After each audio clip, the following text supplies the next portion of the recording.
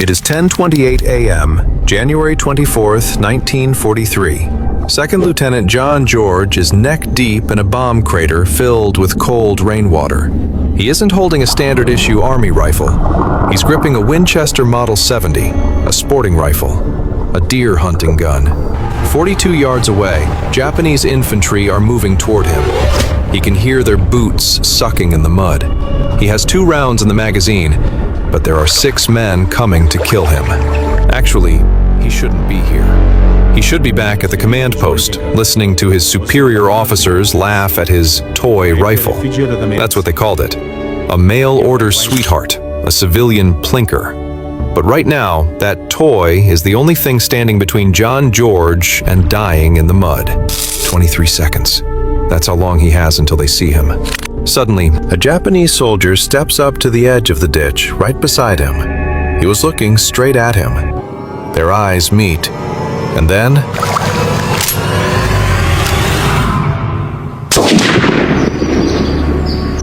To understand why a 27-year-old officer was hunting men with a deer rifle, you have to look at the numbers. The M1 Garand is a beautiful weapon, semi-automatic, 8 rounds, reliable. But in 1943, it had iron sights. At 300 yards, a man's head is the size of a pin. John George knew this. Back in Illinois, he was a state champion marksman. He knew that you can't hit what you can't see. So when the 132nd Infantry Regiment shipped out, George didn't pack standard issue. He packed his own money. He bought a Winchester Model 70. He fitted it with a Lyman Alaskan scope. He requested it be shipped through military mail. When he opened that crate in the supply tent, the armorer looked at him like he was insane. Is this for deer or Germans, Lieutenant? Captain Morris, his commanding officer, told him to leave the sporting rifle in his tent and carry a real weapon. He ordered George to carry the Garand. George disobeyed. Why? Because of what happened on January 19th. The 132nd had relieved the Marines at a place called Point Cruz. The terrain was a nightmare. Coconut groves, massive banyan trees with trunks 8 feet thick. And in those trees were sniper ghosts of Japan. On January 19th, Corporal Davis was filling canteens at a creek.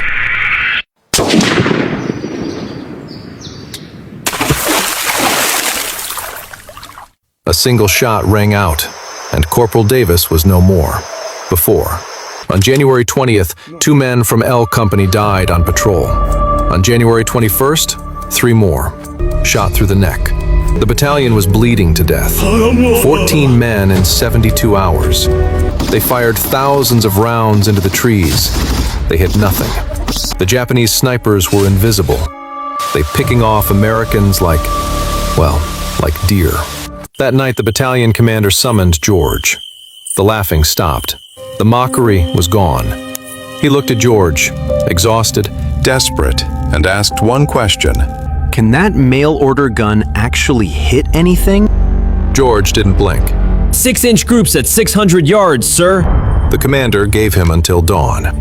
9:17 a.m., January 22nd. George is alone. No spotter, no radio, just a canteen, 60 rounds of .30 hunting ammo, and the rifle they told him not to bring.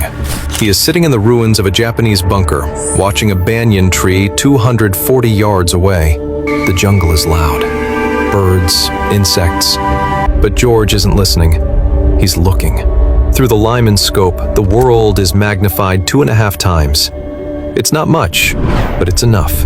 He scans left to right, top to bottom. Movement. Not a bird. A branch shifting against the wind. 87 feet up. George steadies his breathing. His heart rate drops.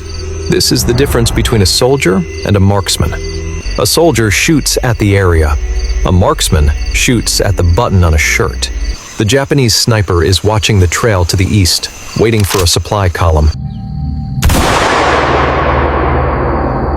The trigger breaks at exactly 3.5 pounds. The sniper doesn't scream. He just falls. A 90-foot drop. Thud. George doesn't cheer. He doesn't move. He works the bolt. Clack, clack. New round. Because Japanese snipers work in pairs. 26 minutes of silence. George hasn't moved a muscle. Sweat is stinging his eyes, but he doesn't wipe it. Then, movement. 60 yards north. The second sniper is climbing down, trying to run. George tracks him, leads the target. The second man falls backward. 2 shots, 2 kills. But George doesn't stop there. He waits, takes the shot, and by noon he'd taken out 5 Japanese snipers. 5. The entire battalion hadn't killed one sniper in 3 days. Only one man with a toy rifle just cleared the sector. But here is where the story shifts. 3:57 p.m. George kills his 6th sniper. A hard shot, 290 yards out. But this time, there's a response. Mortars. They aren't shooting at random anymore. They've triangulated his muzzle flash. Fire!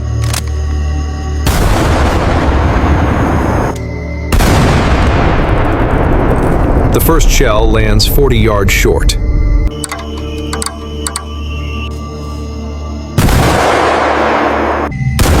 The second, 20 yards. They are bracketing him. They are doing the math. George grabs the Winchester and sprints. He dives into a shell crater just as his previous position, the bunker, disintegrates in a cloud of dirt and shrapnel. He lies in the mud, chest heaving. He realizes something terrifying. They know who he is. They know there is a hunter in the trees. And now, they are hunting him back. George walks back into the command post. He is covered in sweat and cordite dust.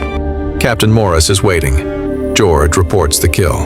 Captain Morris looks at the Winchester, then at George. How many left? 6, sir! Yesterday, Morris had laughed at the mail-order rifle. He had called it a toy. Today, he doesn't laugh. He stares at the bolt handle of the Winchester. He stares at George's hands. The mockery is gone. In its place is something else. Respect. Or maybe fear. Be back in position at dawn, Morris says. January 23rd began with rain. Heavy, tropical rain that turned the jungle floor into mud and made the trees invisible beyond 100 yards. George sits in the captured Japanese bunker. He hugs the Winchester to his chest, protecting the scope with his body. Water kills optics. If moisture gets inside the lens, the hunt is over. He waits. 8:15 a.m. The rain stops. George lifts the rifle. He wipes the lens. He settles the stock against his shoulder. He begins the grid search. Today with new location. He spots sniper number 7. A mistake in camouflage. A patch of uniform that doesn't match the leaves. George fires. 7 down. 15:41 p.m. Sniper number 8. This one is positioned high, 94 feet up a banyan tree. It's a perfect spot at noon, but the sun moves. At 16:23 p.m., George fires. And number 8 down. As the afternoon light shifts, the sniper's silhouette is cast against the bright sky. He is a black cutout against the blue. George puts the crosshairs on the silhouette. 9th down, 1700 hours. He reports to Morris. The numbers are clinical. 12 rounds fired, 9 kills, 3 misses. Morris nods. Go again tomorrow. That night, George sits in his tent. He strips the Winchester down to its springs and pins. He cleans the mud from the trigger group. He oils the bolt. And he does the math. Intelligence confirmed 11 snipers operating in the Point Cruz sector. George has killed 9. 2 remain. The 2 men left out there, they aren't lucky. They are the best. They have watched their friends die. They know George's tactics. They know his rhythm. Next day, January 24th. George is sweating against the rocks. Through the Lyman scope, he spots target number 10, a Japanese soldier, sitting in a palm tree 190 yards out. But something's wrong. The target is low, only 40 feet off the ground. Too easy. Most snipers climb for the stars to get the best angle. This guy is sitting on a platter. George starts to squeeze the trigger. Then he stops. It's bait. He's killed 9 men in 3 days. The enemy isn't stupid. They wouldn't leave a man that exposed unless they wanted George to shoot him. George lowers the rifle.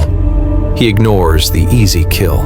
He starts scanning the empty trees around the palm. He checks every branch, left to right, top to bottom. 11 minutes pass. Then he sees it. The real threat. 80 yards northwest of the bait, a massive banyan tree, 90 feet up. The second sniper is buried in vines, watching the palm tree. He's waiting for a muzzle flash. The second George shoots the bait, this guy will put a bullet in George's head. George does the math. If he waits, they find him. If he shoots the banyan sniper first, the sound gives him away before he can cycle the bolt. He decides to flip the script. He swings the rifle back to the bait in the palm tree. He exhales. Crack. The soldier in the palm jerks and falls. George doesn't watch him land. He rips the bolt back and swings hard to the northwest. Up in the banyan, the real sniper hears the shot. He turns his head toward the sound. That movement is all George needs. He finds the shape. The second body tumbles through the canopy. 2 seconds, 2 shots, 2 kills. But the echo is ringing through the valley. Every Japanese soldier in the groves knows where he is now. George doesn't check his work. He tries and grabs his ammo and runs. Now he's not safe. A Japanese recovery team, infantry, not snipers, is moving through the brush to collect the bodies.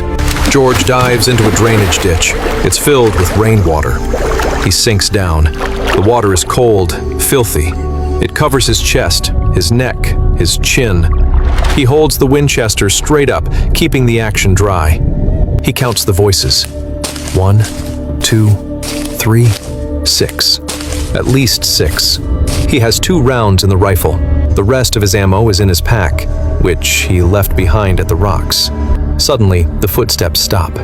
A Japanese soldier steps to the edge of the crater. He looks down. He sees George. Their eyes meet. There is no time for language, no time for surrender. The recoil slams into his wet shoulder. The soldier drops instantly. George works the bolt underwater. Now he stands up. 2 more soldiers rushing the rim. Again, 2 seconds. 2 shots. 2 kills. But now, the rifle is empty. He scrambles out of the crater, slipping in the mud. Bullets are snapping past his ears. Zip, zip, zip. They aren't aiming anymore. They're just pouring fire into the zone. He sprints. Not a tactical retreat, a run for his life. Then he dives for cover. Silence returns. George waits. But now, Japanese soldiers don't follow him. They've seen enough death for one morning. George walks into the American perimeter. He walks straight to Captain Morris's tent. He is covered in mud. He smells like swamp water and cordite. He gives his report. 11 snipers confirmed, sir. 3 infantry. I'm out of ammo. Morris doesn't ask if the rifle is a toy. He doesn't ask if it's for deer. He recommends George for a bronze star. George cleared the jungle. He saved hundreds of American lives. He proved that marksmanship matters. John George didn't just kill snipers. He taught the U.S. Army a lesson they are still learning today. It's not the weapon that makes the soldier. It's the man behind the trigger. In 1947, George decided to write down what had happened. The book was published in 1947 under the title Shots Fired in Anger. It became a classic among firearms enthusiasts and military historians. The book described George's experiences on Guadalcanal and Burma with clinical precision. Today, that Winchester Model 70 sits in a glass case at the National Firearms Museum in Virginia. Most people walk right past it. It looks like an old hunting rifle, just wood and steel. But if you look closely, you can see the scars on the stock.